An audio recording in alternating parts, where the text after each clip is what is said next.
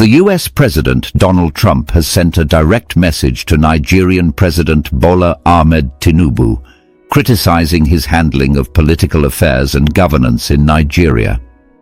The US exposed financial misconduct by former Kogi State Governor Yahaya Bello, revealing that he paid over $760,000 for his children's school fees at an American school in Abuja.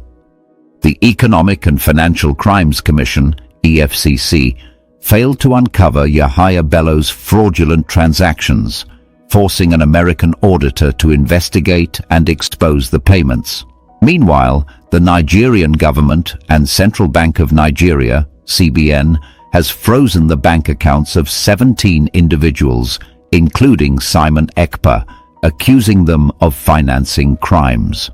The frozen accounts mostly belong to individuals from the southeastern region of Nigeria, Igbo people, raising concerns of selective justice by the federal government. The United Arab Emirate, UAE government had previously provided Nigeria with a list of politicians and individuals financing terrorism in northern Nigeria, but the Nigerian government has not released the names. The US President Donald Trump criticized the Nigerian government for failing to curb violence and insecurity, particularly in cases involving banditry and kidnapping. A Catholic priest, Reverend Father Sylvester Okuku, was abducted and killed by suspected bandits in Kaduna State, sparking outrage from the US government. The US mission in Nigeria released a statement condemning the killing of Father Okuku and urging the Nigerian government to take action against the perpetrators. The recent news report presents a multifaceted and dramatic picture of events unfolding in Nigeria that have drawn significant international attention. At the heart of the story is the stern and unequivocal message delivered by the President of the United States, Donald John Trump, to the President of Nigeria, Bola Ahmed Tinubu. President Donald John Trump has made it clear that he is disappointed with how Nigeria is managing its political affairs and ensuring good governance. This public rebuke is not just a simple critique. It is a signal that international leaders are closely watching Nigeria's internal dynamics and expect the nation's top officials to uphold high standards of accountability, transparency, and effective administration. One of the key aspects of the report focuses on allegations of financial misconduct involving a high-ranking former state official, Yahaya Bello, who once served as the governor of Kogi State. Investigations have revealed that Yahaya Bello made a payment of over $760,000 to cover the school fees of his children at an American school in Abuja, Nigeria's federal capital territory. This revelation is particularly striking because the payment was made in United States dollars instead of the local currency, an unusual practice for such a transaction in Nigeria. The matter came to light when an American auditor was dispatched from Washington, District of Columbia, to scrutinize the financial records of the American school in Abuja. The auditor's findings have cast serious doubts on the integrity of Yahaya Bello's financial dealings, while also highlighting the shortcomings of Nigeria's own investigative agencies. The Economic and Financial Crimes Commission, which is tasked with uncovering such fraudulent activities, failed to detect these irregularities over an extended period. This failure has raised questions about the Commission's capacity, its methods, and its willingness to confront powerful political figures. In another significant development covered in the news report, the Nigerian government, working in conjunction with the Central Bank of Nigeria, took decisive action by freezing the bank accounts of 17 individuals. Among those affected is Simon Ekpa, whose accounts were frozen on the grounds that they were allegedly used to finance criminal activities. The decision to freeze these accounts is highly contentious, especially because the majority of the accounts belong to individuals from the southeastern region of Nigeria, predominantly members of the Igbo ethnic group.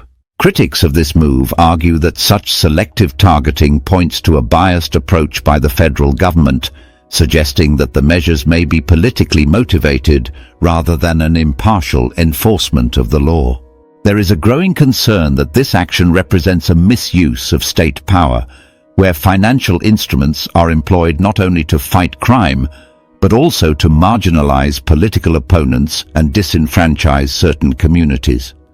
The complexity of the situation is further deepened by the involvement of the government of the United Arab Emirates.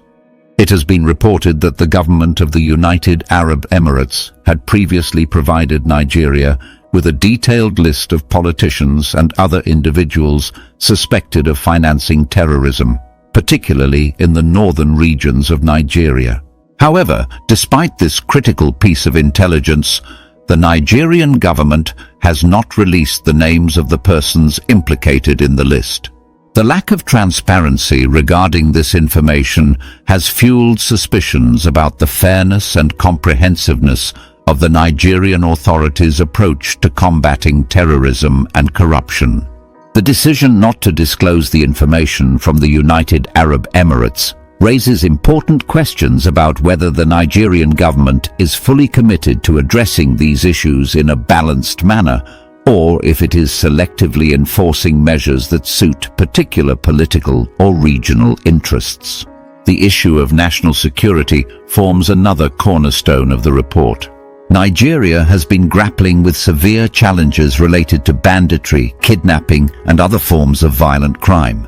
A particularly tragic incident that has captured global attention is the abduction and subsequent murder of Reverend Father Sylvester Okuku, a Catholic priest serving at St. Mary's Catholic Church in Kaduna State. Reverend Father Sylvester Okuku's life was brutally cut short by suspected bandits who abducted him from his home, an act of violence that has shocked communities across Nigeria and provoked a strong response from international observers. The killing of Reverend Father Sylvester Okuku is emblematic of the broader security crisis that has left many Nigerians feeling vulnerable and has undermined the trust that citizens place in their government's ability to protect them. In the wake of this tragic event, the United States Mission in Nigeria released a statement condemning the killing of Reverend Father Sylvester Okuku. The statement expressed deep sorrow and extended condolences to the bereaved family, congregation, and community, while also urging the Nigerian government to take swift and decisive action against those responsible for such heinous crimes. This reaction from the United States underscores the heightened level of concern among international leaders about the deteriorating security situation in Nigeria. It also serves as a reminder that the consequences of domestic insecurity extend far beyond national borders and can significantly affect international relations. Reflecting on these developments, I find it impossible not to be struck by the intertwined nature of political, financial, and security issues that Nigeria is currently facing. The exposure of questionable financial transactions involving a former state governor reveals a disturbing trend of alleged corruption and financial mismanagement that undermines public trust. This is the end of our news update. Please click the icon on the top right corner of your screen to watch my next video. You will enjoy it. I will see you again in my next update. Enjoy the rest of your day. Goodbye for now.